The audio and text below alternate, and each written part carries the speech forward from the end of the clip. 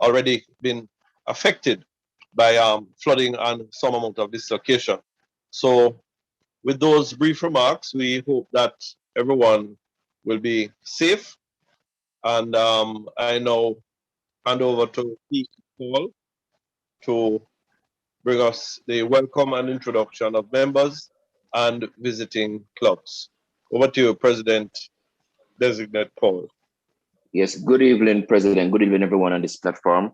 I hope that everyone is keeping safe. Am I being heard? Yes, we are hearing you. Yes. Okay, wonderful. Yes. Okay. Well, this evening, as President outlined, that we have been having challenges due to the passage of Tropical Storm Grace. But of course, we are very grateful for those who could take the time out to be with us this Tuesday evening, despite the challenges. I'll be asking if anyone on this platform could indicate the clubs and number of members in the delegation. I start with the clubs that are outside of Jamaica. Are we having any visiting clubs?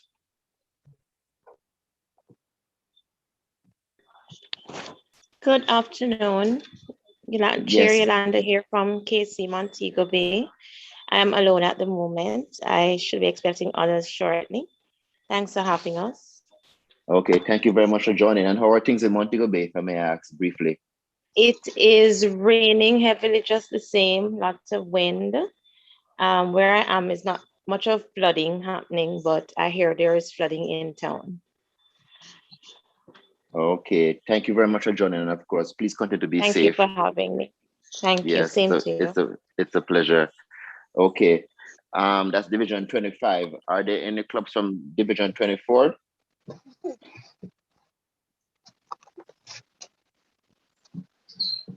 Division 23 West?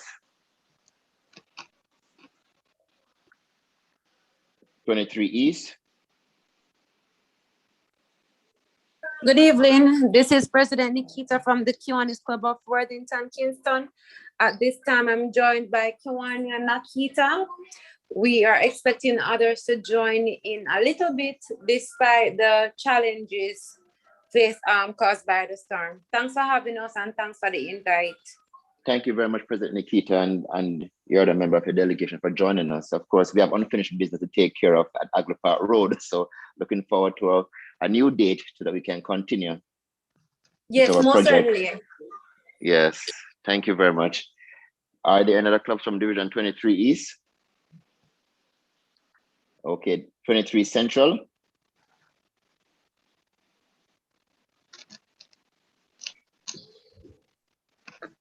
Good evening, President Designate Paul. This is LG Deborah.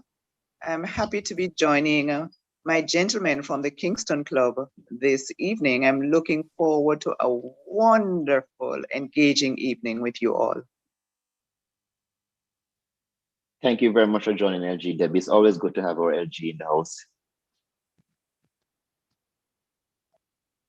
Okay, are there any SLPs with us this evening?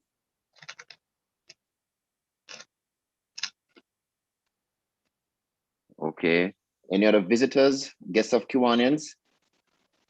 Of course, we see one of our honorary guests online. Oh, hi. Yes, how are you? I'm doing very well, thank you. Yes. I'm looking forward to this discussion. Yes, thank you so very much for joining as usual. It's always a pleasure to have you. Thank you. Okay. Good evening, President. Good evening. President. I am DLG Joe from the Kiwanis Club of Hopewell. I am alone at the moment. I'm expecting others to join. Wish for you a very successful and cool meeting this evening. Thank you. Thank you very much, DLG Joe. Are there any other members of clubs that are visiting that wish to identify themselves and delegation? If I had not called.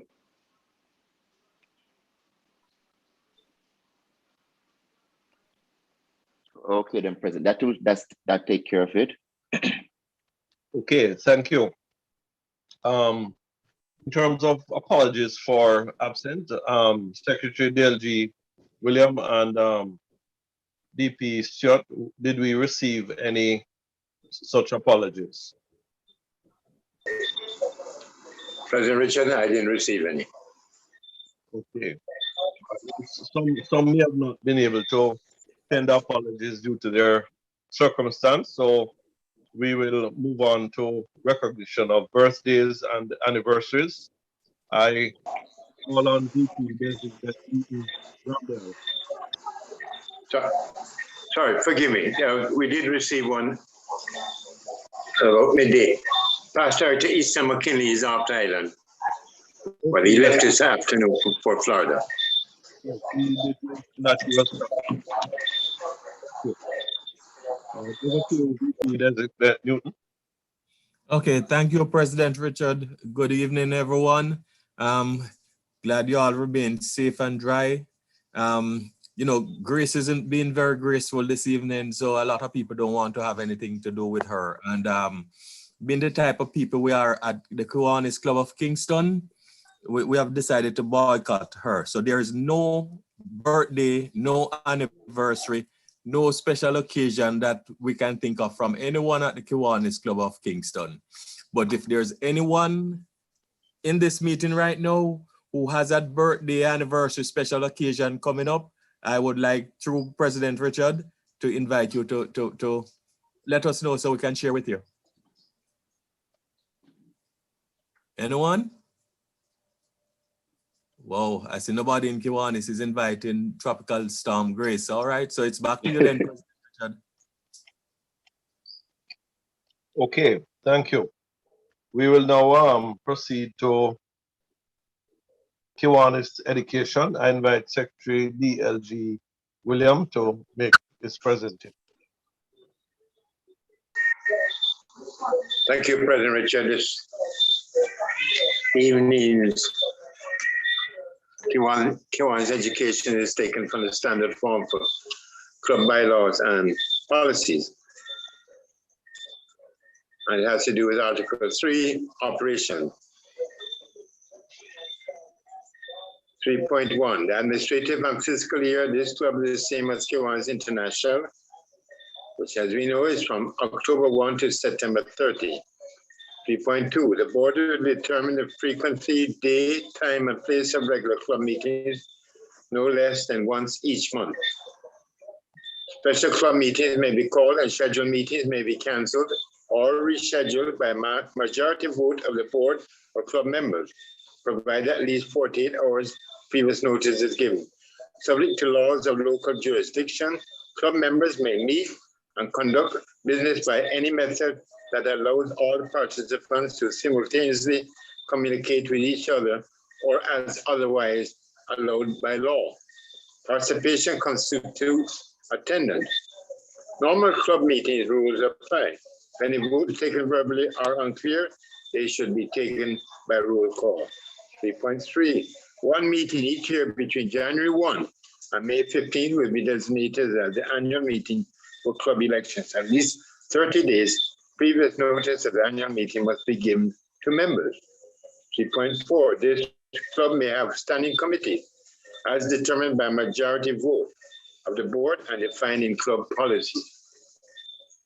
The president may create and appoint additional committees as desired to conduct club goals and activities, subject to approval by the board with their purpose, term, and duties defined upon creation.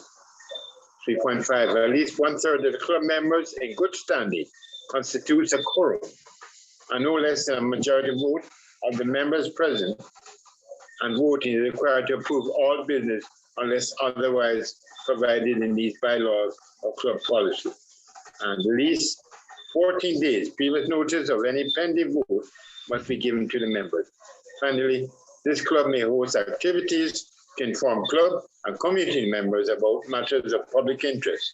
However, the club will not express any opinion or take any action regarding any candidate, legislation, or other matters of a political nature.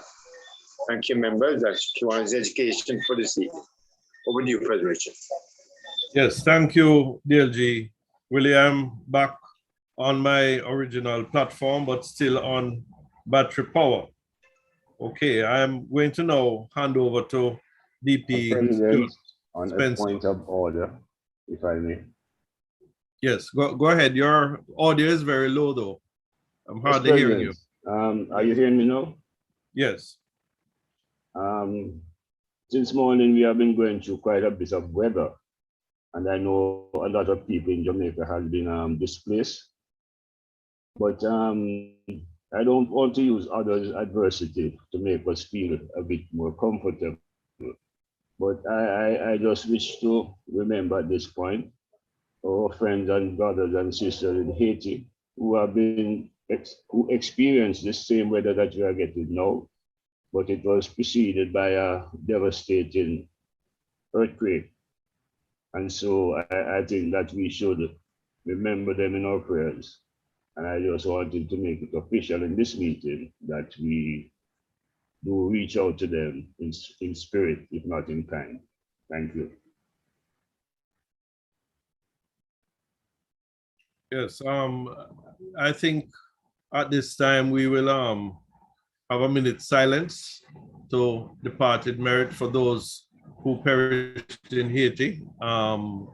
Starting now, a minute silence.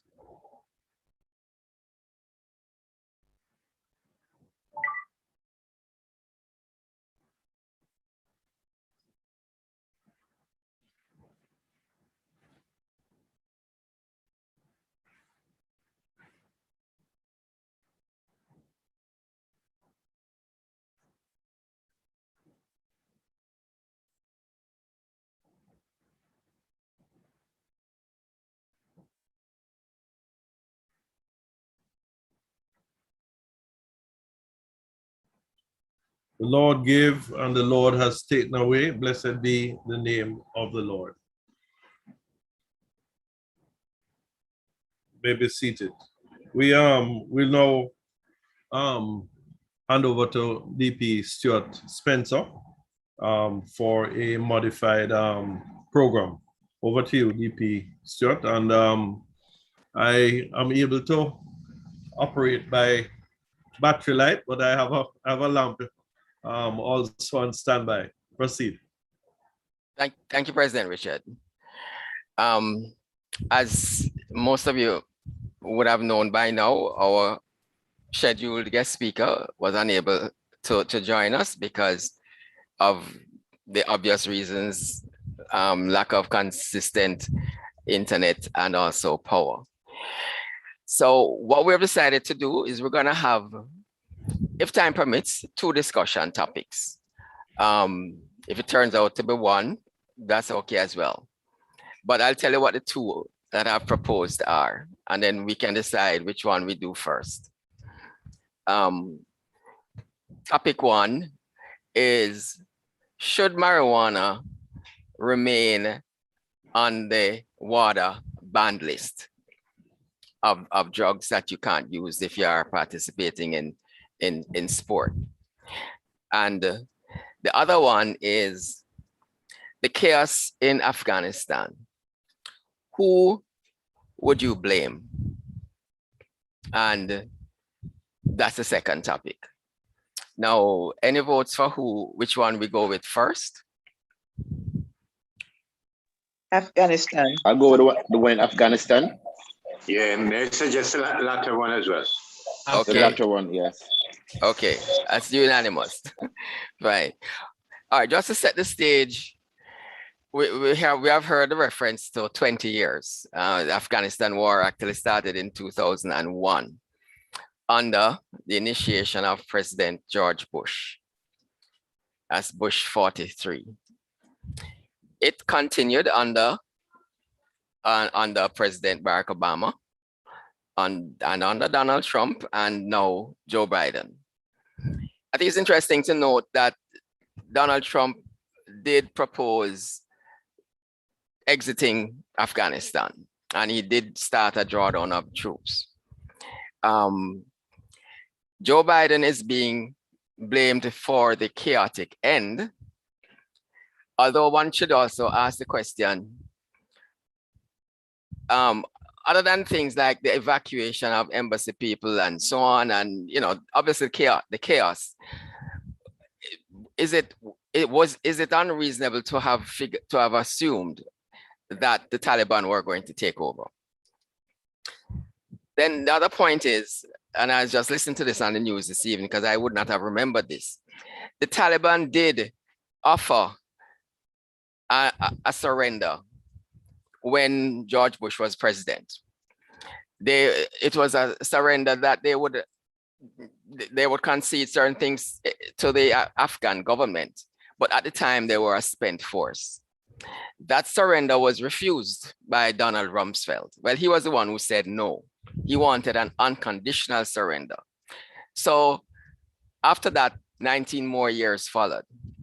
And the other thing I want to throw into the mix is the fact that a previous president, and I can't remember which one it was, made a reference to the industrial military complex. And the fact that the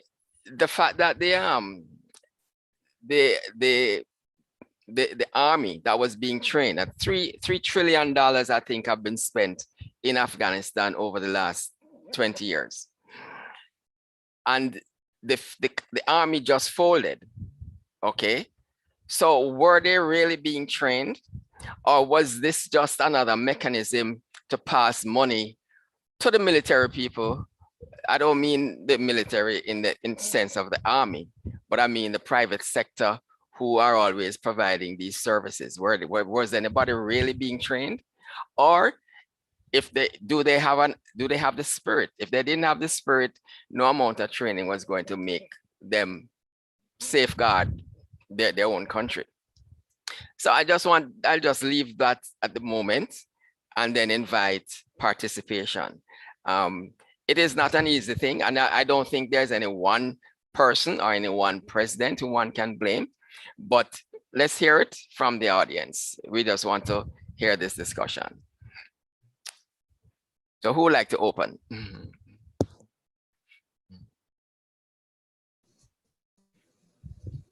Okay, DP, I guess I can go first. Forgive me for not turning on my camera because I got out of the rain. For me, anyone, if the Afghanistan people or anyone in the world thought that America was there to save the Afghanistan people, then you know, I don't know. They're not thinking or they're not looking at the history of America. America was not really there to improve the life of Afghanistans. America was there for their own selfish ends. That said, I agree, you cannot be in somebody else's country indefinitely. And I think 20 years was a good enough run. My problem is that they knew, because American military people said that if America pulled out, they expected the government to fold, I think, within 4 to 6 months. So they knew what would happen. My thing is that it's not with them pulling out, it's the way they did it. They should have given them some sort of leeway to say within 2 years. This time, in 2 years' time, we're going to pull out. So America knew what was going to happen, which is exactly what happened. The only thing that they didn't know is that it would have happened that quickly. Did Trump actually set a time frame? Yes, Trump did set a time frame, and I think Biden only increased that time frame by a month or so. But I think a part of what plays in that is that Trump, a lot of people take Trump almost like an impetuous child. He will say something, but he doesn't because he's upset about something. And the Afghanistan rulers probably took it that were probably hoping that this is just one of his tantrums that he was throwing when he said he would be out there by when. But I tell you, I would blame more blame on the shoulders of the Afghanistan rulers than anyone in America, because it's their country. It is their responsibility to make sure that they were doing the best for their people. And it's clearly obvious that they were not. I think it's also noteworthy that Russia also had occupied Afghanistan prior to the US. And they gave up and quit. Now, that should have said something. But I'm just throwing that into the mix. Who else would like to come in?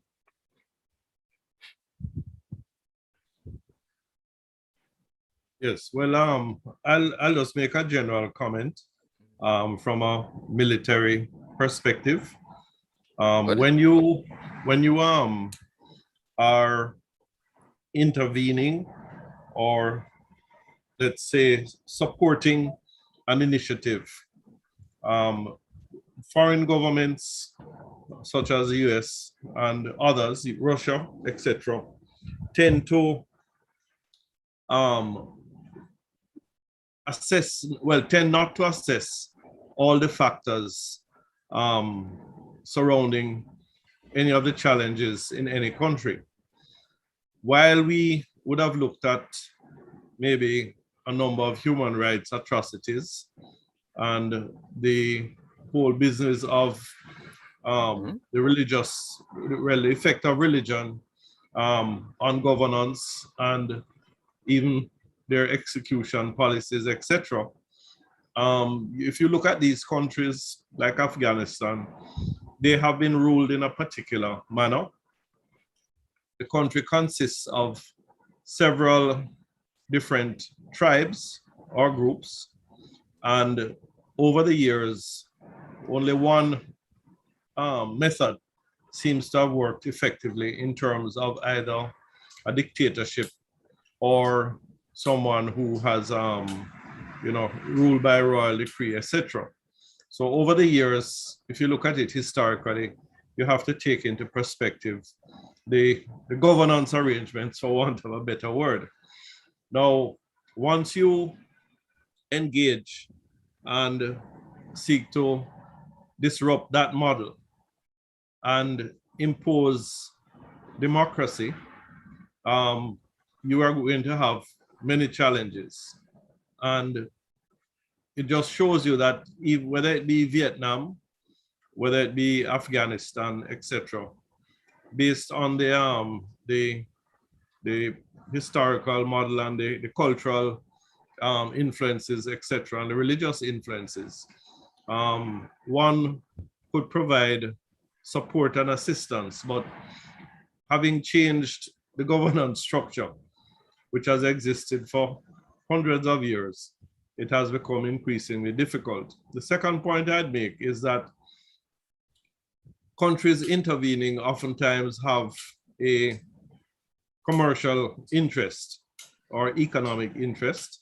And in intervening, a lot of the so-called aid or support is really directed to support that objective. So when you have a situation like that, the social interventions and support naturally would not be of great priority. So in summary, I think the lesson learned is that any transition by occupation and change in terms of a governance model with norms and practices that differ, it is near impossible from my perspective. It is good when you're promoting human rights, but the installing of leaders, etc., usually is not very successful. And in terms of the cost to support an initiative, you're really talking about not even guerrilla warfare, it's terrorist tactics. And it is very difficult, irrespective of your numbers or your equipment or your sophistication, to address that. I wonder if all of us can remember why the US actually entered Afghanistan. Weapons of mass destruction. to uproot and find those weapons of mass destruction. Was it that time? No, that was Iraq, I think. That was really the argument for Iraq. But they entered Afghanistan. The Russians were there before, right? Yes. But let me just mention this and then you come back in, Raleigh. It was the war on terror, and they were trying to defeat Al-Qaeda and the Taliban. That was the original premise. Go ahead, Raleigh. No, I was going on to something else because the withdrawal to me has a lot of unsolved issues. And one of them would be over the past 20 years, there are Afghans who work closely with the United States as interpreters and doing all kind of other work, which makes them target for the new rulers. And there was an issue about how do they repatriate these guys to the United States to a place of safety. And so I think that all this was not accomplished prior to this withdrawal. And so you will have a lot of fallout, unpleasant fallout in the days to come. Yes, well, clearly if the US is in Afghanistan and they have the support of the government, they would co-opt persons because translators, you would need translators, etc., and certain other skills. So that is understandable why they would have utilized them. But clearly, as you said, these people are now a target as the Taliban has advanced because they were supporting the Americans. Yes, I just interject here though, the George Bush, there was a war on terror and it followed the 9/11 attack. So they're prepared to invade because the Taliban refused to hand over Osama bin Laden. So when you look at the rationale for an initiative or declaring a theater of war in several countries, if it is not properly determined, you're going to have, you're not going to be successful. And then what has happened is it's not about if you withdraw, it's just when. So even if you withdrew 2 years or less, right, I believe that you'd still have a collapse of the governance system. Yes, but I totally agree. Go ahead. DP Stuart, something that I would like our president to address, since he's the one most capable, most likely, is how do you have a troop of what, 350,000 persons, roughly 350,000, that has been trained,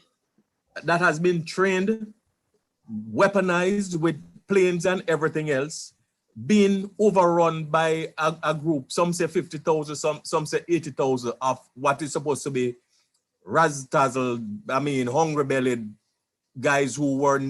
How can you have within the space of just what, 1 or 2 weeks? Call it 80,000, yes, completely overrunning 350,000. And the 350,000 are the ones who have the superior weapons. Yes. Well, you see, what you have to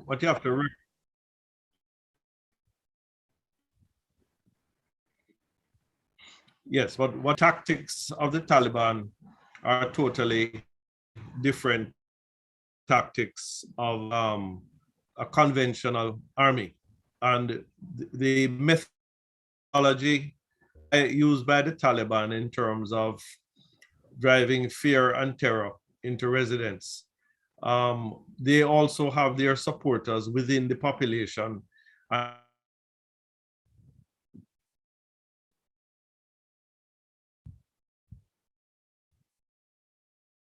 Okay, President has frozen a little bit.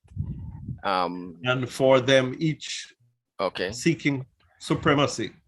So even if you had 1 million soldiers, just for argument's sake, the type of warfare is, the theater of war is totally different. And the resources that those 50 or 80,000 would require is far less than supporting 350 ground troops. But it's clearly though, there seems to have been a lack of. If you draw a comparison or parallel to the situation in Jamaica, you look at the numbers of our security, well, just look at the budget of our security forces and the outcomes or successes as to whether we are gaining ground or losing ground. A similar sort of parallel can be determined, you know. So when you're in law enforcement, you're spending significant amount of funds. And sometimes you have to look at it and say, is there another way in terms of social intervention, etc., to reverse the cycle, or slow the cycle, or change the cycle? So it comes back to your overall strategy and the challenge that faces you.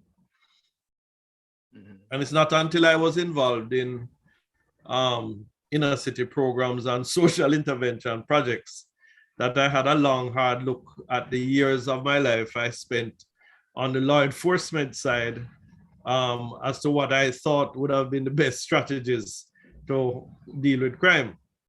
And then when you look at the cause and effect, you realize that you're spending more and more and you're not really getting what you desire because you haven't really tackled the problem. Thank you for those comments. Deep Stewart. Yes, please go ahead. I heard you in your preliminary discussion. You also proffered a theory that it may be a lack of spirit, right? Why the Afghanistans didn't step up and take charge of their country, you know? And you know, I just want to come back to something that Bob Marley, in one of Bob Marley's songs, when he spoke about, you know, mental slavery. And I just want to use that to kind of, you know, understand their psychology, right? So they spent time and trillions of dollars to train them. And so they did get the training. I do believe that, you know, that the money was spent and that the training actually took place. But their mental, the psychological, you know, their psyche, however, I don't think people or the trainers paid much attention to that.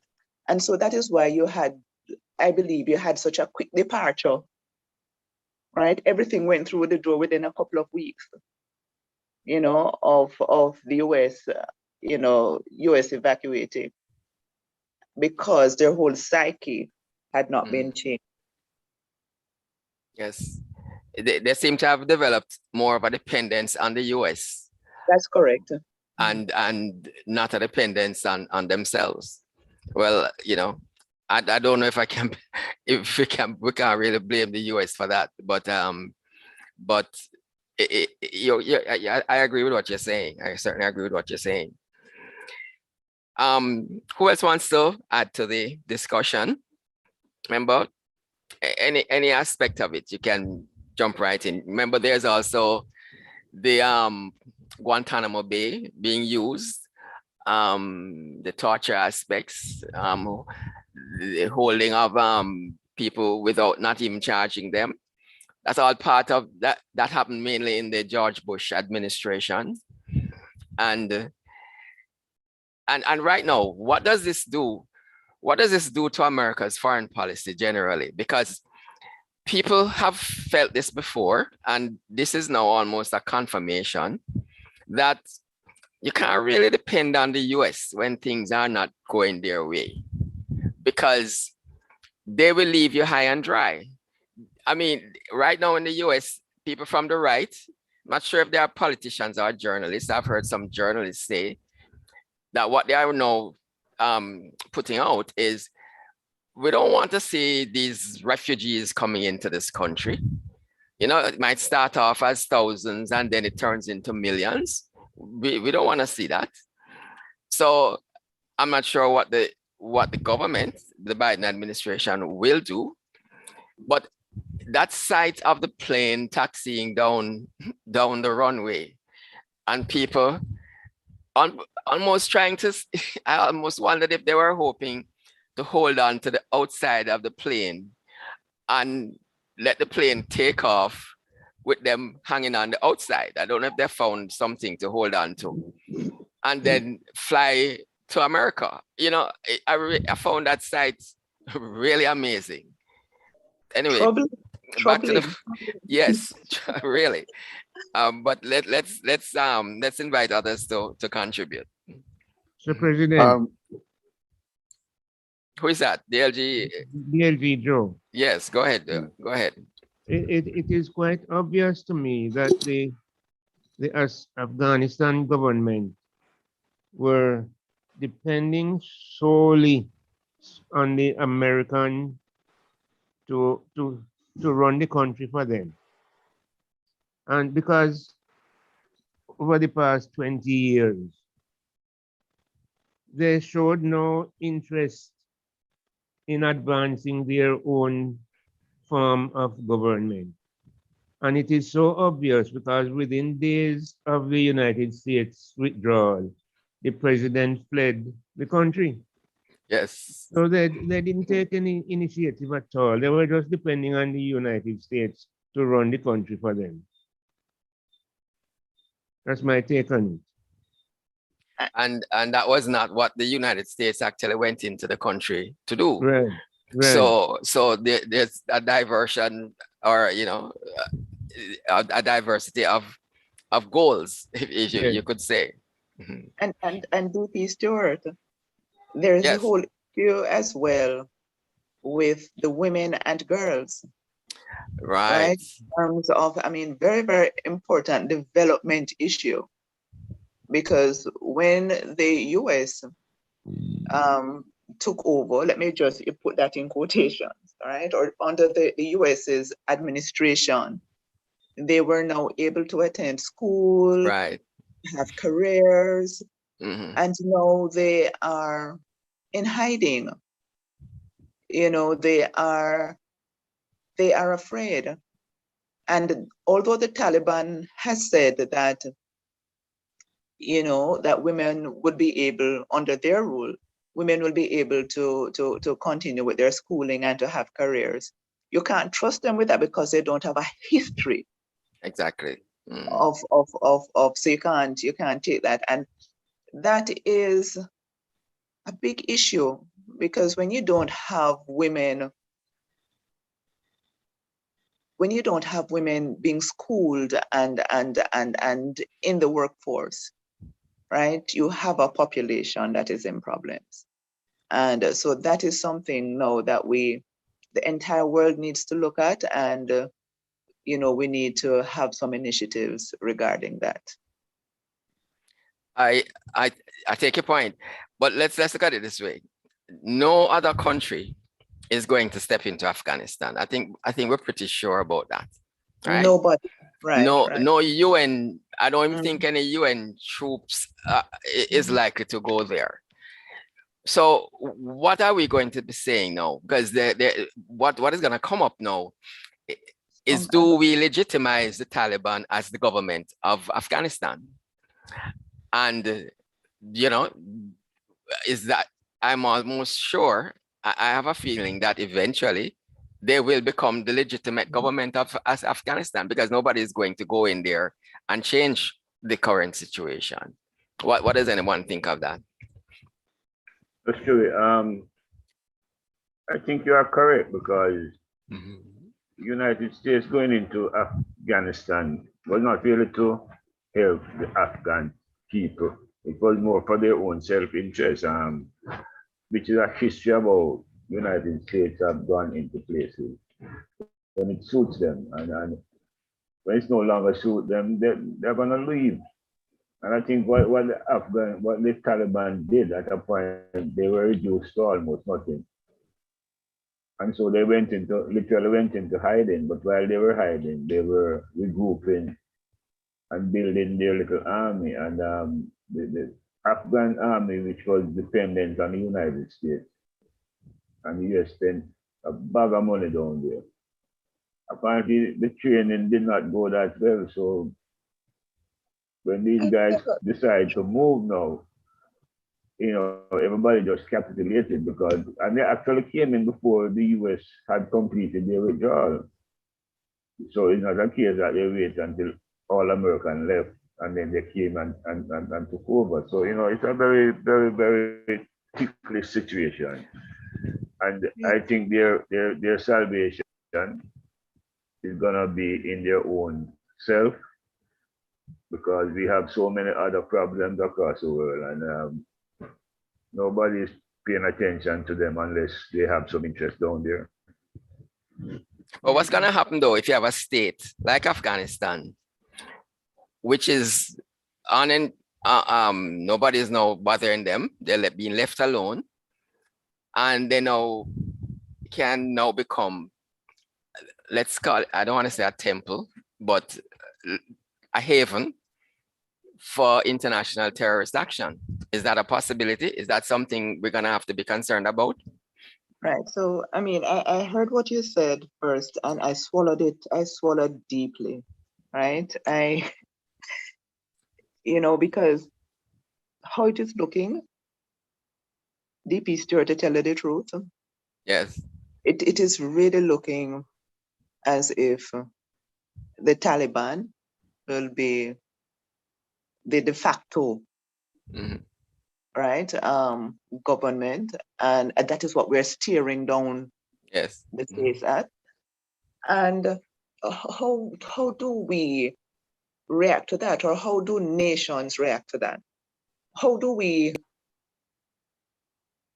work with them? And I say work with them in quotations, right? They have already come out to say, for instance, what they will do regarding women and girls, and I suppose other things as well. How can nations, right, the Americas and other nations, how can we work with them, advocate for the people there, so we're not getting involved with their civil war, right? But what can we do to ensure that human rights and certain things that need to happen to foster development and to to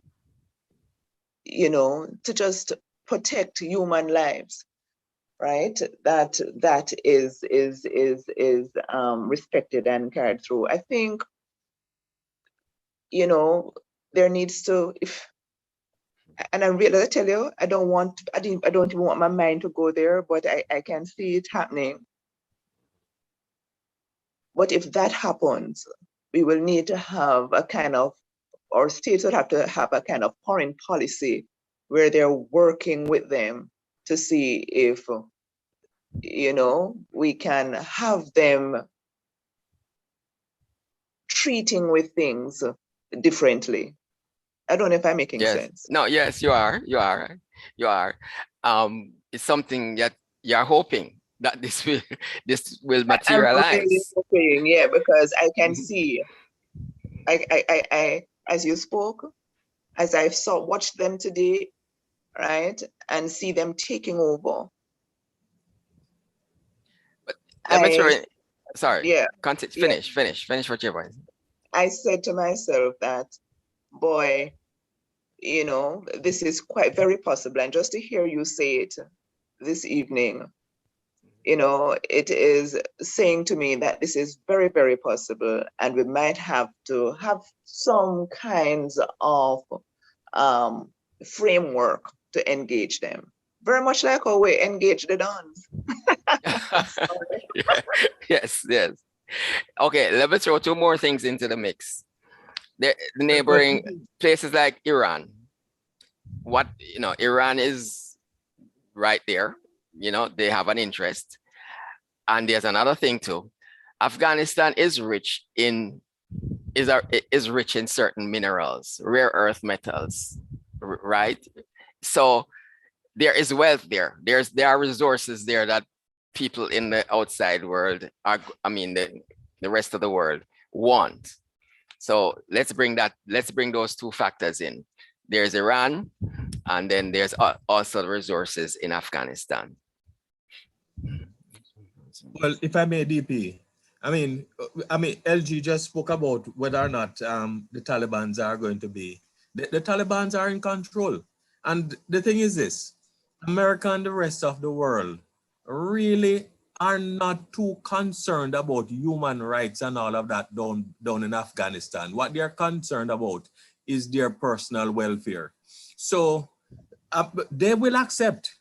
Now, the Taliban is smart enough to know that if they are not seen as an ear that's fostering international terrorism and that sort of thing, America, Britain, and Canada and all of those places are going to leave them alone, because these major countries aren't all that concerned passing lip service about what is happening to the Afghanistan people. So if the Taliban play it right, they can be the rulers of Afghanistan, still have a relationship with the rest of the world, and still continue their atrocities that are taking place in Afghanistan. Look at the relationship between America and Cuba, and America and China and all of those places. America will tell you that Cuba is the wickedest place and we can't deal with them because they're communists and all of that. Yet still their biggest trading partner is China.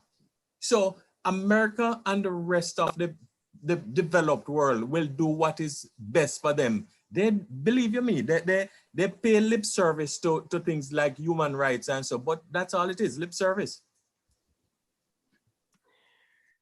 Fair comments. I can't argue with that.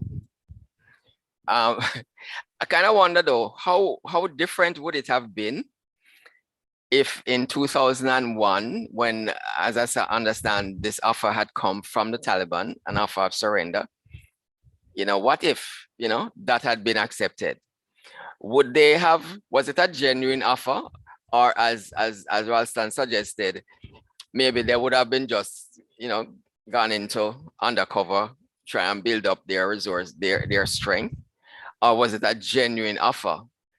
But it was an offer on the table and the US didn't take it. But then that's water under the bridge, as one would say. Who else wants to jump in? Newton, can you just monitor the chat? I don't know if anybody has put anything in the chat, but I'm not viewing it right now. Just in case someone puts anything in the chat that we might otherwise miss. Please, that would help. I'll monitor it. There's nothing there right now, but I'll monitor it. Okay, thanks. Stuart, some might say that the army did their best, but the politicians let them down, with what you just said about offer and refusing offer. And which I think is a fair statement, because people are acting surprised at how quickly the Afghan army fell to the Taliban. But remember, the Taliban was given quite a bit of time, to prepare themselves. They actually was told almost the exact date as to when the US planned to leave. Right. So they were just preparing waiting them themselves out for this moment. So yeah, it's not surprising. Let's also this. We have to realize that when the Taliban hit, they do it at a personal level. And so I think each of those soldiers saw themselves as personal targets. Yes, that's a good point. What is it? There was something I was about to say and it just slipped me. I wish I'd accepted the. Well, is there anything else we wanted to explore with this? This is Hope Marks. Hi, DG. Well, KIT now. I've been listening for a while. I'm, I put myself in their shoes. I'm the Prime Minister of Jamaica, and I've allowed somebody to come in and try to run the country. And I've started to depend on them, you know, to show me the way. And from you do that, it means you're not a leader. So my thinking is that, I mean, I don't know how the voting works in Afghanistan or whatever, but my thinking is from the beginning, the residents or, you know, they should have been looking for a leader at that point because they didn't have one. If you're going to succumb to any country and allow another country to run you, then you're putting yourself in jeopardy right there. I think the U.S. is being blamed. I've read various posts on social media, and I'm a little disappointed that some people think that the U.S. should be blamed. But the truth is, they allowed it to happen because they weren't leading. And if you lead a country, you really and truly need to lead that country. So I think they failed. I'm sorry for what's happening now, and my thinking about allowing women, you know, to their rights, et cetera, is probably now for the countries the countries who can afford to open up and invite them to become residents of their countries, who will allow them to succeed as women if they really want to. But I don't see it happening in Afghanistan right now with the Taliban running it. I think if the women really are seriously interested in having a career and moving on, then they probably need to move to another country. And it would be nice if other countries could open up, like Germany, you know, the UK, even the US, and say, come in, we will take you in and make sure that you are treated as you wish, accordingly. I understand the point about the women, but what about also the men, or let's say the military people who, granted they folded, but they were assisting the US forces? What obligation does the US have to allow those? The doors should be open for them as well. I think anybody who showed an interest in moving forward and bringing the country to something should be allowed. The door should be open to them. Whether it's the US or the UK or Germany, you know, other first world countries, let me say, or most developed countries, I think doors should be open to them. With the murmurings on the right, granted it's not necessarily coming from the politicians, but the murmuring on the rights about worrying about this potential influx of people from Afghanistan. Some of them don't remember or seem not to remember that when a refugee gets asylum in another country, they work harder than anybody else, certainly more than the indigenous, the original or the basic population of that country. They don't usually end up as drains on the society. They usually end up as progressive people because they want an opportunity. So that's not really what, and if America really got it right, they would realize that their best hope as a nation to go forward is the immigrant population. Yeah, I mean, that's how America started. Yeah, and that's what makes America. But I mean, you know, there are persons who seem to want to fight against that for different reasons. Yeah, well, they are fighting. But I want to ask. Go ahead, DG. Go ahead. I just don't think America should be blamed because they've decided to pull out. If they should be blamed, it should be pulling out and not having a solution to those who really want to get out. But not blamed because I am the president and I allowed you to come in, the leader of the country, and take over, and I allowed myself to be dependent on you and the citizens to be dependent on you, and that's wrong if you're leading. You know. DP Scott. Yes. I can agree with that sentiment. Look, my one big sideline to that though, you know, is that I think the biggest travesty is leaving behind all those interpreters and so who helped them over these years, knowing that with the Taliban, probably a swift death is probably the kindest thing that's going to happen to those people, because the Taliban is definitely going to be looking for those who helped the US as interpreters and guides and all of that over the last 20 years. Yes. And I agree with you. I'll say for them to, as I said, to try and just, let's say, be loyal to those who are loyal to them, and not just using them to take over, but like the interpreters, the people who really worked hard for them, then they need to. But I don't know if America alone, the US can deal with it. That's why I keep saying US, the Yes, Germany and the UK, because I think it's going to take more than just the US to take it on. Yes, I think that's fair. I'd like to ask okay, I think there's general, even the critics are not saying that after 20 years, the US should still want to remain in Afghanistan. Even the critics, I think, concede that 20 years seems to be long enough.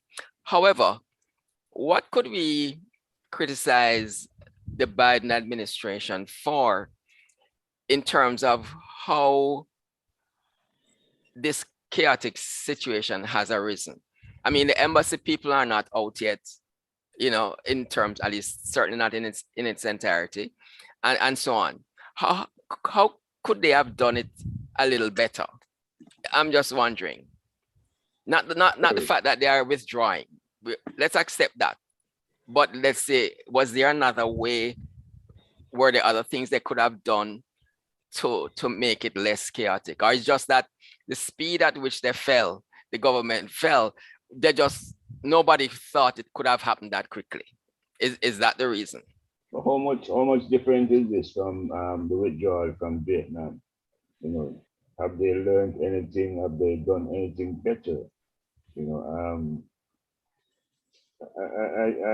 I struggle to think that the effort was made to make this one more streamlined, and I think it was just a haphazard response.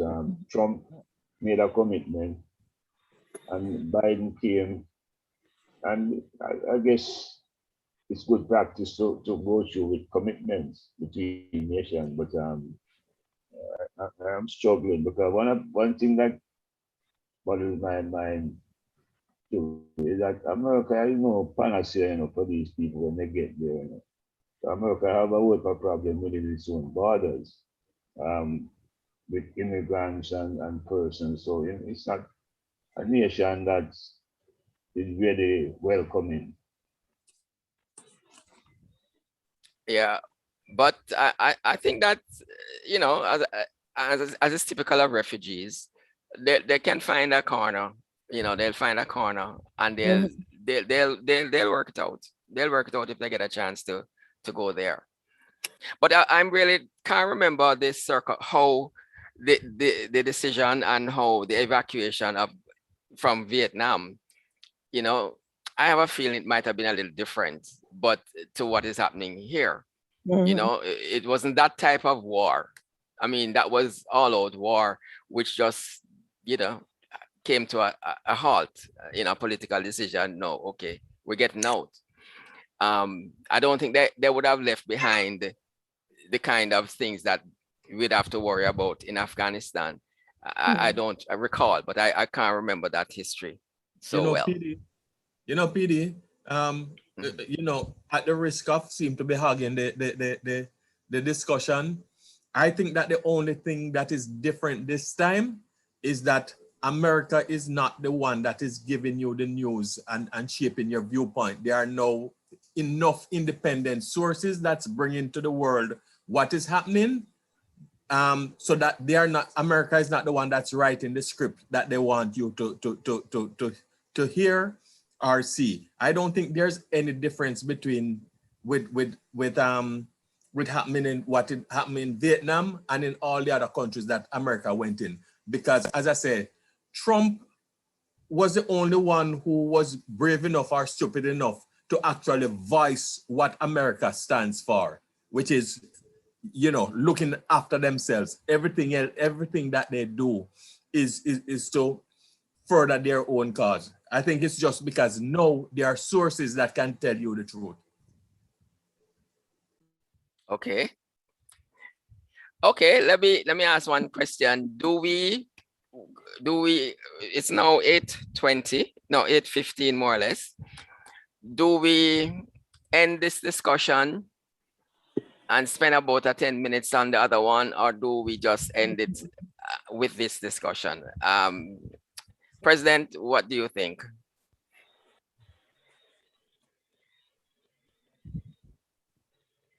President Richard? I guess you could spend another 10-15 minutes on the other subject. Okay. We have a motion for extension of time. Yeah, so moved. Second up. Okay, But, before yeah. before we move off, any last comments on the Afghanistan issue? I want you to kind of allude to what you said before. You had asked a question and somebody said haphazard, but I don't think anything is done haphazard, something to this magnitude. I think it was something that was thought about. It was not an overnight thought. Mm-hmm. And I think it stems on a promise that maybe Biden made to the families of the troops. I mean, it may sound very simple, but it seems rushy, in my opinion, or just an impulsive decision. I was kind of surprised when I heard it myself. But I think it's something they've thought about quite a bit, and they're trying to please a certain group that voted. But that's sorry, politics. but if it would not have been chaotic if the Taliban had not moved so fast. I mean, maybe if the Taliban had said, okay, they are coming out, you know, we know what our plan is, and we know we'll take over, but we don't have to move this fast. The Taliban knew, the US knew it was planned. That's my opinion. It just seemed impulsive to us, but I have a feeling it was planned. The Taliban knew, and they had agreed, and the US had agreed. And it benefits some, but maybe it don't benefit the country of Afghanistan, but it benefited the US. And somebody said, you know, and rightly so, and it's you know, they do tend to think of themselves first, and it is what it is. I want to go ahead. Whoever that was, go ahead. My last comment there, which might sound very far-fetched.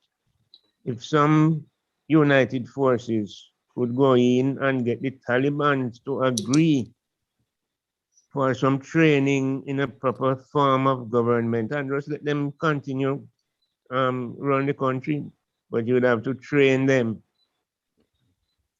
I don't think the Taliban is looking for any training at all. They want to run the country. Yes. DP Stewart. Yes, Adjur, go ahead. I just wanted to make a comment which verifies what Hope Marks was just saying, that the United States and the Taliban, I don't think many remember this, they had entered into negotiations while President Trump was in charge. Yes. They had some peace negotiations in which they were trying to agree on certain terms which would enable the United States to have left. The strangest thing in that negotiation was that they left out the Afghanistan government. Yes. The Afghanistan government never participated in the negotiations. And as a result, the whole thing lost the confidence of the Afghanistan government. They didn't know really what the United States was agreeing with them. And the Taliban chose not to stick to the agreement. Now, what has happened is that the Taliban has recognized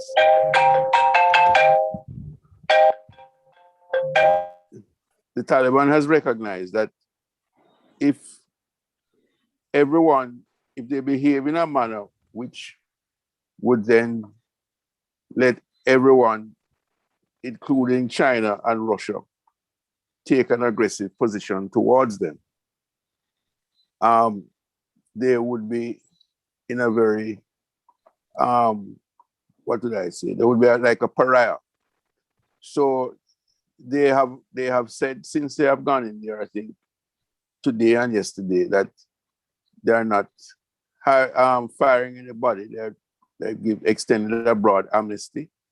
They say the ladies should continue their jobs.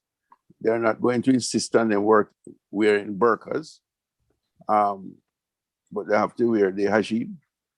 And they have also stated that there's a general amnesty to all who have even assisted the previous government. And I think that has lowered the panic level somewhat. And it gives the appearance that things are coming back to normal. Now, the question is, will they honor it? Those are words that they have stated, but will they honor it, or will they just carry on? Now, one interviewer said today, one reporter said today that they held a press conference. And one of the things that was noted about the press conference is that the Afghanistan journalists and interviewers were far more aggressive in relation to the questions which were being asked. And the person who was, the Taliban person who was responding was very forthright. But there's one question that said that he couldn't answer. He says, well, you have given these people an amnesty, but will they forgive you for all the murderous treatment that took place before? And his remark, well, it was collateral damage. That's where that ended. But of course, you can see where this is headed. So the Taliban are seeking to obtain some legitimacy. But it is my view and suspicion if that they continue in the old way that they had been before, not only the United States would come back at them if necessary, but those who are proclaiming to be their supporters right now, Russia and China, they don't like chaos either. Because what they are afraid is that chaos will spill over into their borders. They don't want refugees in their places. And therefore it is likely, not necessarily now, but maybe in a number of years' time, if the thing doesn't go right, they could go back and say, don't look here. If you guys can't behave yourselves, we're going to have to do something about it.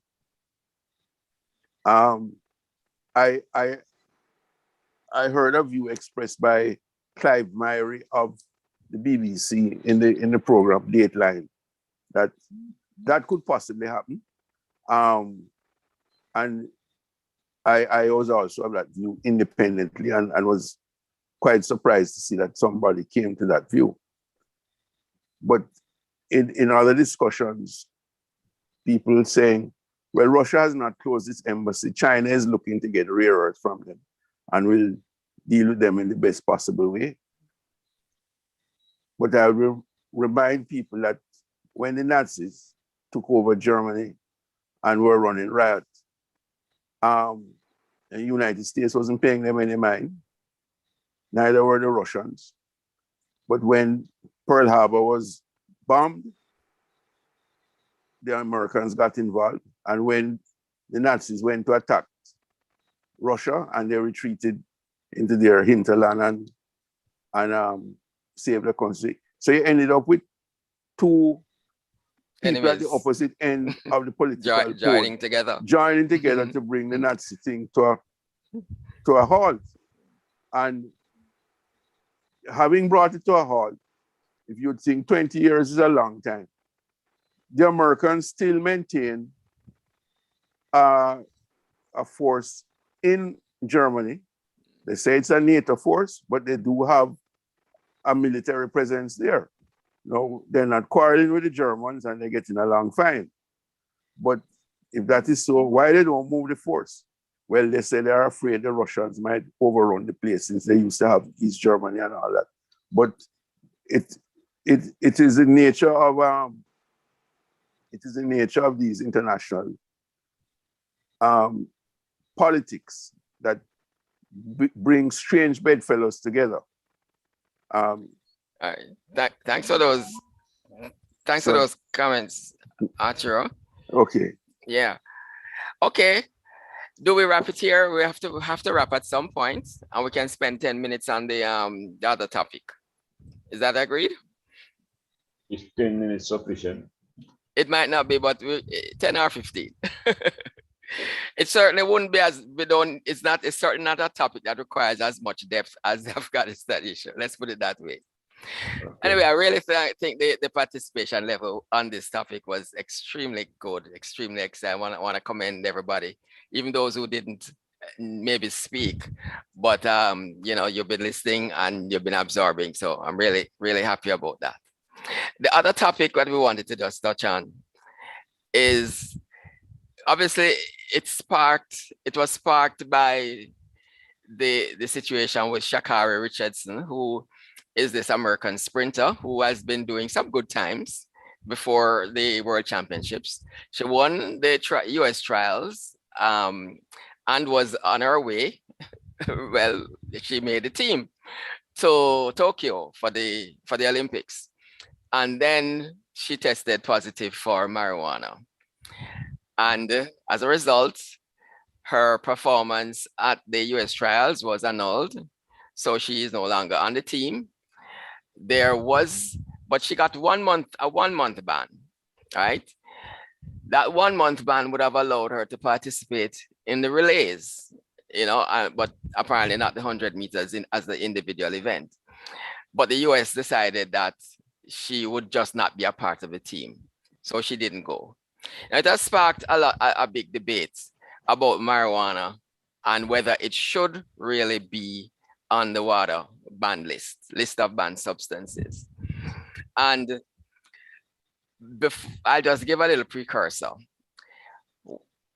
I'm not sure how many people know, I don't think a lot of people know why marijuana was on it in the first place. Well, I got some information after this thing blew up because this became a topic. So journalists were asking people.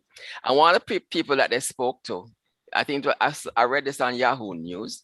One of the people that they spoke to was the Dick Pound, who was the first president of WADA and practically the guy who formed the WADA, right? And in response to the question about why marijuana is on the banned list, he said they didn't want it to look as if sport was spitting, trying to remember his exact words, but I'm not looking at it now, was thumbing its nose, as it were, at the authorities, at the criminal, you know, because at the time marijuana was basically an illegal substance in a lot of areas, in most areas. So they didn't want to appear that sport was thumbing its nose at the authorities. So they lumped it in with cocaine and some of those other the ones that they've been selling, the ones that's causing this, like oxycodone and those things. They just lumped it in and put it there. Dick Pound did not say that marijuana enhanced performance. Although I'll just say, I can think of 1 or 2 sports, not necessarily athletics, where marijuana could probably be a performance enhancing drug, in the sense like I can think of archery and shooting, probably where maybe a steady hand, you know, you could improve, you could have a steadier hand, maybe if you're under the influence. But that was not the reason why it was put in. So now that this has happened and it has been a big thing, you know, and the fact that even in the state of Oregon, where the trials was held, marijuana is legal. You know, it's not legal in all states yet, but certainly in Oregon it was. So she didn't really commit a crime in Oregon where the trials were held. So the question is, going forward, does it deserve another look as to should it be on the water ban list? The floor is open.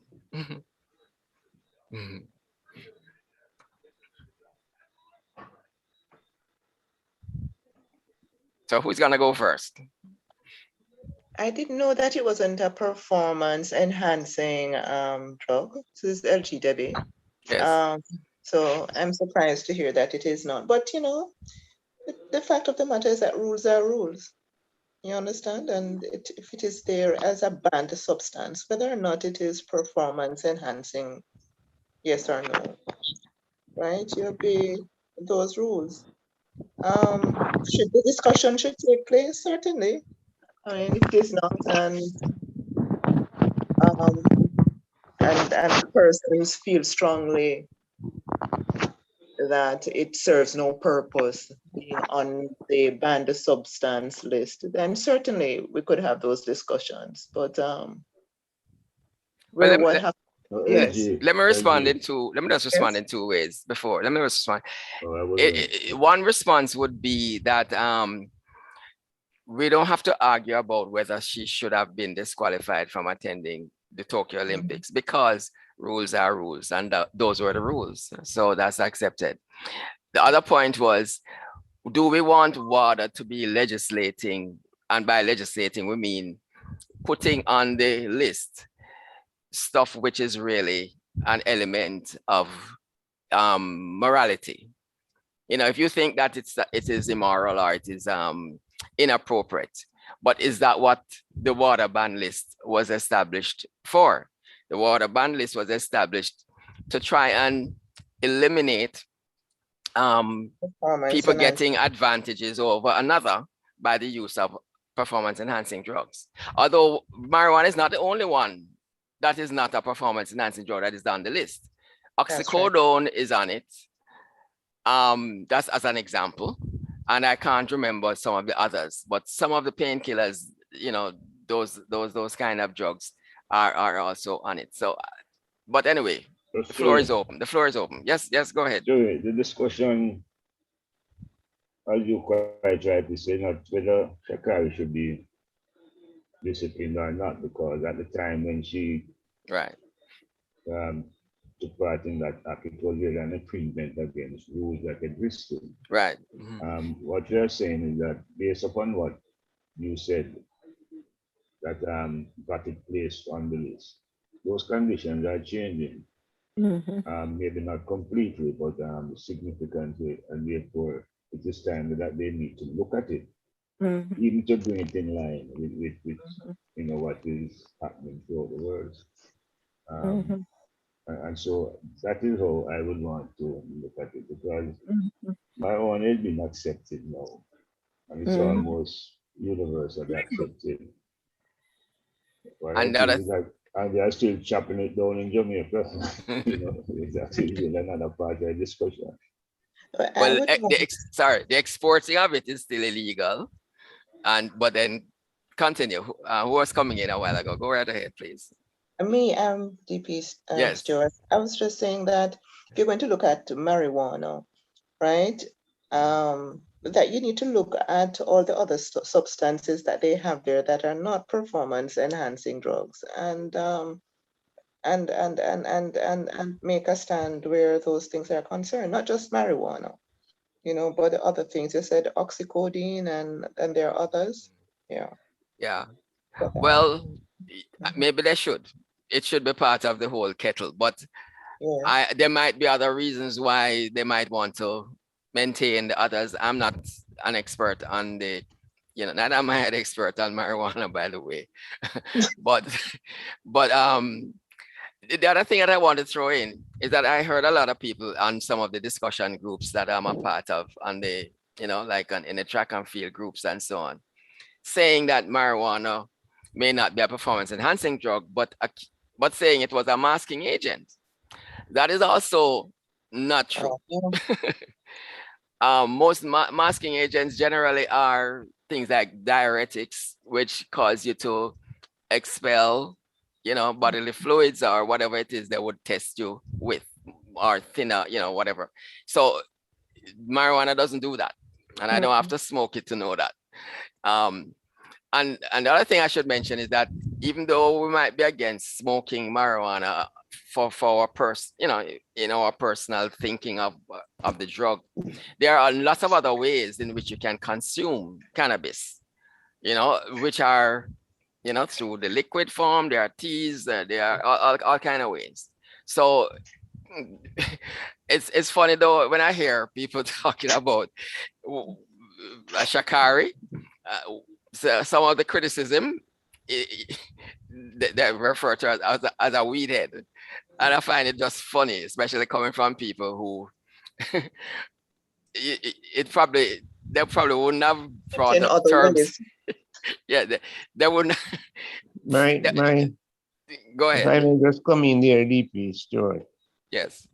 As a person who has worked for a number of years in both the adult and the juvenile drug court in Montego Bay, and have seen what the smoking of marijuana can do for young people. My take on it is that I have nothing against the use of marijuana. What I have against it is the smoking of it. Because in my opinion, there's nothing in this world that you can smoke that can be of benefit to your body. And that's my take on it. Yes. I don't think, I wonder if anyone thinks that if it was no longer a banned substance on the water list, if that would now make more athletes smoke marijuana or consume marijuana. I wonder about that. That's just, I must putting that out there. DP, I'm not going the road that you have just mentioned, but my quick thought on it is that I believe that athletics tend to be not only just ability but also a mind game. I mean, it tends to be those who have a strong mind who can hold out. I mean, we just have to look at Asafa, who pound for pound is one of the most talented athletes around. But for some reason, he just breaks down whenever he gets under pressure. And I think that if marijuana, like you, I'm only talking from what I hear, never experienced it. So let me put that on the table. But if marijuana is going to alter your mind, when I say alter your mind, meaning let you have this strength of mind that you normally don't have. And I say that from the fact that I notice construction workers, when they're smoking marijuana, no matter how hot the sun is, they can take it. So it must be doing something to their mind. And to me, if you are going to smoke something that can strengthen your mind, then it's giving you an unfair advantage. Okay. But if it's true, would you say that the person who was caught has colored our opinion? If it was somebody else, we might have a different opinion. No, well, let me say personally, I think people who are into track, I mean, really into track and field, were having this debate before, but it has exploded because of the high profile nature of the athletes and the fact that it was just prior to the Olympics. So in my case, my view personally hasn't changed. I think that there are so many. In fact, let's look at it. Drugs are on the water list, right? In fact, think of Nesta Carter. Nesta Carter was found guilty of taking a substance which was not even on the list, which was not even named on the list, but it was deemed to be similar to another drug which was named on the list. And this is why Usain Bolt now has 8 gold medals instead of 9, right? So the whole thing about the list itself is a complex thing, and it really is very difficult for the athletes to manage this process, because you can do this. I mean, Asafa, for example, when he and Sharon Simpson had this mix up with some supplements, they reportedly won a lawsuit against the manufacturer because some of the items that were in the drug that were on the banned list were not on the label. So they were able to win a lawsuit against the manufacturer for that purpose. I say this to say that we want to keep it simple. We really want to keep it as simple as possible, trying to eliminate those which are really performance enhancing. Another thing is there are some drugs that are banned, but if you are not in competition at the time, it's acceptable. You know, there are drugs on this list. That's some supplements, some stimulants, for example, are like that. You know, if you take it outside of competition, there's no problem. But inside competition, it is deemed to be, it is banned. So taking something like marijuana off it kind of helps to reduce the complexity of the whole thing.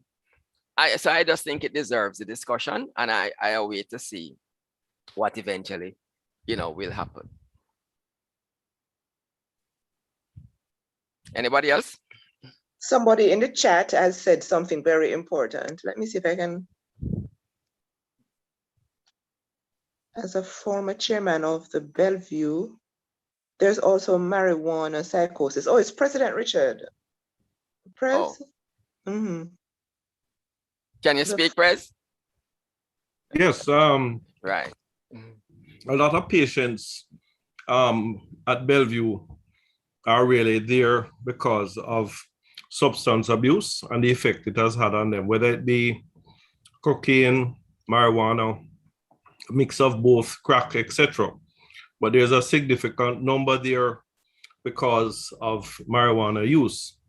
And while we recognize that not everyone is affected in that way, there's a significant number. So if you were to discount those who may have had other mental illnesses, the numbers at Bellevue are significant because of that whole substance abuse issue. The other aspect, of course, is that locally, some persons are in favor of it, and naturally some aren't. But if you speak with Dr. Dennehy, who is a psychiatrist, and he took over from me as chairman of Bellevue, he can, clearly indicate the number of persons that have been impacted negatively. Now, for the sports, it's, as Councilwoman Unakak once said, American policy on some countries is always muddied. If it suits them at a particular time, they may advocate for something to be removed, or they may lobby for it to be removed. But we know the years of marijuana eradication operations funded by the US, yes, both chemical and otherwise. So I think, as LG said, you play by the rules, and if the rules change, then you just keep applying the rules, So that's my take. But are you in support? Well, you haven't said if you would advocate changing the rules. I mean, we would also be interested in that. No, actually, no. I wouldn't really advocate changing the rules for it, because remember, if it were that you could show that some other narcotic was not performance enhancing but was injurious to health, then certainly you'd say, well, it's okay for that one as well, Mm-hmm.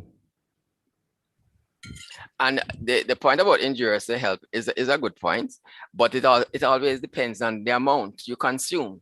I mean, alcohol in excess is injurious to your health. Yes. Even Well, cigarettes. similarly, if you tested positive for alcohol, I'm sure you'd have a problem too. That is something I'm not so sure. I heard that came up about, but is alcohol, is they don't test for alcohol, do they? I've never really, sure. I don't think that's really a factor, but I've heard, but the fact is that, and really and truly, the effect of alcohol on you, it's not usually a long-lasting effect. But you know, one thing I'd really like, even if the rule is changed, I really would hope that it does not lead to increased use of smoking of it. Because I can also remember individuals that not people are necessarily knew on a personal level, but everybody says that's what mad this person.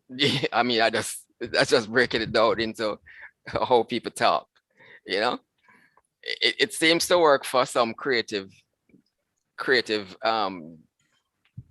activities, you know, certainly work for Bob Marley, but I kind of personally have a problem, and I really, you know, we don't really want to see kids or our children or you know, taking this up. But I personally agree it should not be a criminal offense, and I think we should decriminalize it, etc., etc., etc. And I personally don't think it should be on the water ban list. Anyway, one or two more comments and then we can wrap. And if anybody has anything else, but I think it has been a good discussion so far. So if anybody else has any 2 more cents to put in, now is the time. Well, just to go deeper into this marijuana thing, just knowing people who have practically lived on it and nobody knows because their life seems very normal. But once you have a chemical imbalance, I think that's what kind of triggers the whole madness thing. And then you can ingest anything that affects your mind. Once you have a chemical imbalance, it may put you, you know, a little over the edge where you probably need medication to become stable. So I have to agree with you. I like what you said very much, DP Stewart, about just if you can stay away from it, stay away from it. And there are a couple of medicinal benefits, but we're not necessarily talking about those. Everybody knew for some time that people who smoked it and had glaucoma, you know, knew that they got relief. Yeah. I don't know if these things are now in some form of a drug, you know, but whichever way, we do know that there are beneficial effects. So derivatives, yes, you have derivatives that are are effective, yes. That's true, because it's really the THC. I can't remember what the THC stands for. I can't remember the compound, but that apparently is the thing that they test for. Yeah. So I don't know if so I guess that is the bottom line. I'm not referring to that. Right. Okay. All right. So is that it? Sounds like that's it.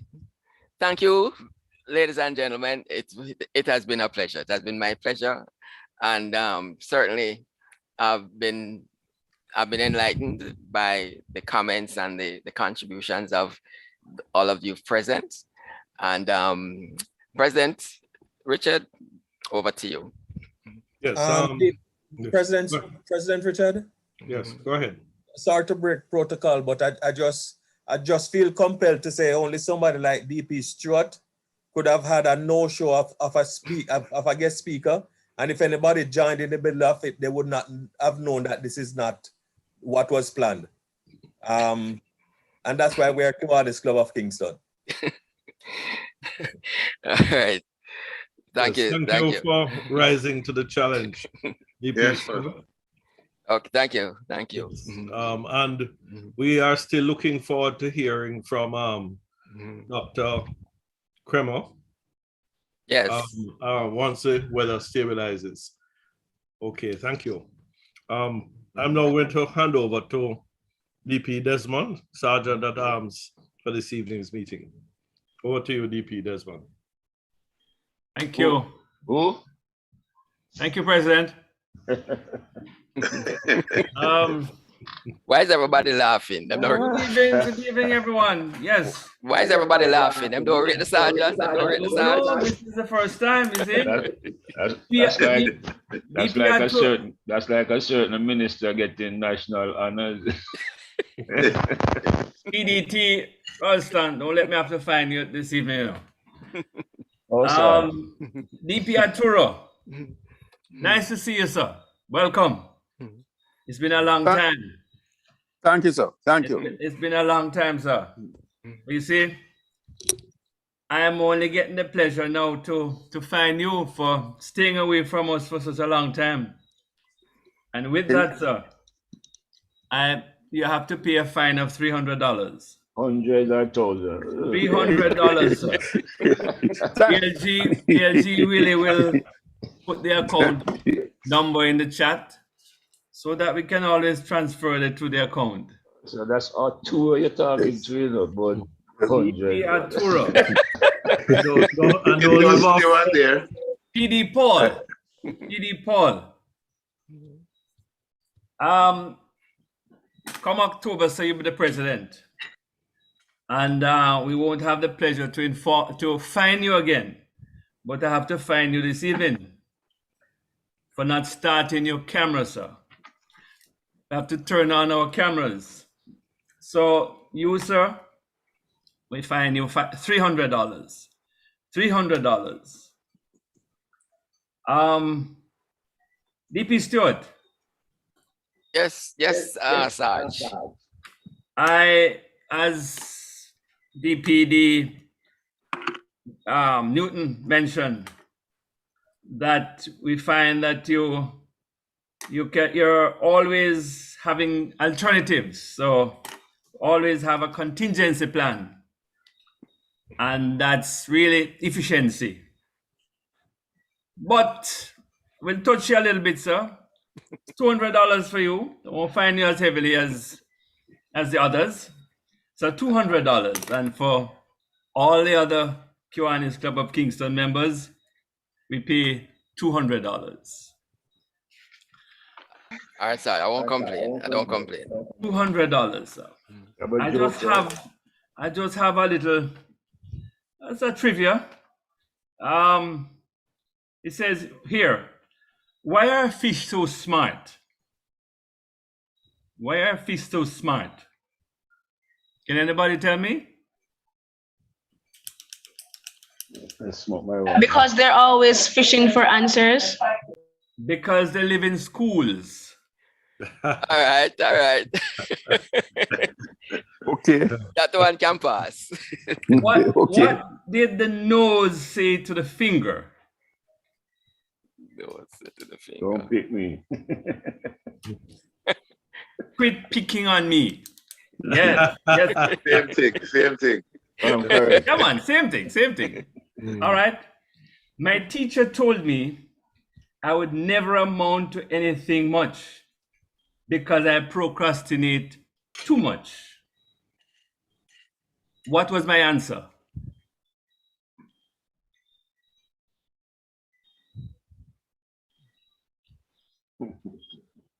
Can't figure that one out. I told my teacher, just wait and see. All right. That is procrastination indeed. I have another one. Why did the robber take a bath?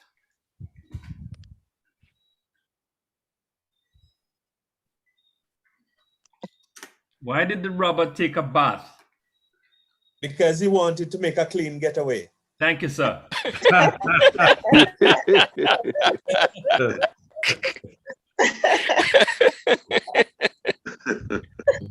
Why did the cross-eyed teacher lose her job?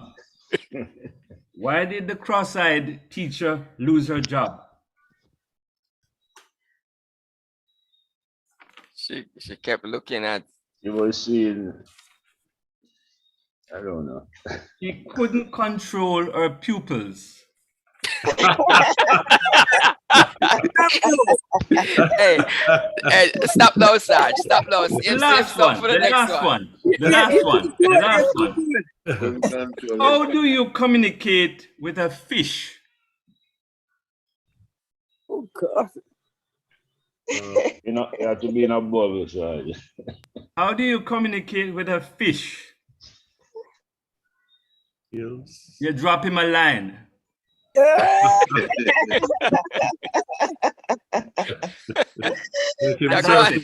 on, good in a Sarge. Go on, good. Over to you, President. Okay, thank you. You have to have a Sarge night just for him, you know. Yes, yes. That's a good maiden voyage. Yes, excellent. Okay, we now move to notices and announcements and interclubbing opportunities. Over to you, Secretary Dale G. Willie. Thank you, President Richard. Before I read the announcement, let me congratulate Desmond on his debut. He was reluctant to do it, but a little afterwards he said he'll do it. He did a good job. Excellent, yes. And regarding the notices and announcements, please note that next week, Saturday, August 28th, we'll be doing a painting project at the Franklin Town Basic School, Franklin Town Church of God Basic School. Next month on September the 12th, Kiwanis for Disability Day Church service will be held at the Boulevard Baptist Church, 9 o'clock. On September the 19th is our divisional council meeting. That's the fourth quarter and the final meeting for this administration. And on the 26th of September is the President's End of Administration Church service. Could you repeat that date? The last one, September 26th. September 26th. Okay. President's End of Administration Church service. September. Insofar as interclubbing opportunities, I will send out a WhatsApp message in the morning for interclubbing opportunities for the rest of the week. Thank you, President Richard. Unless there's any guests who want to make any announcements, you may want to ask them. Thank you.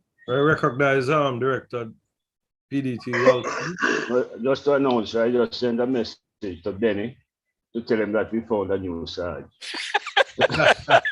Lose the work. No, you'll come back next week. Yes. All right. Okay, we now have the thought for the week with DP Stuart Spencer. Thank you, President Richard. Yes, I have two here. Things work out best for those who make the best of how things work out. And my other one is, when everything seems to be going against you, remember that the airplane takes off against the wind, not with it. Good one. Yes, that's a good one. Yeah. Raleigh can identify with that. The guy do not. Good one. Good one, Stu. Good one, Stu. Afghanistan persons can identify with that.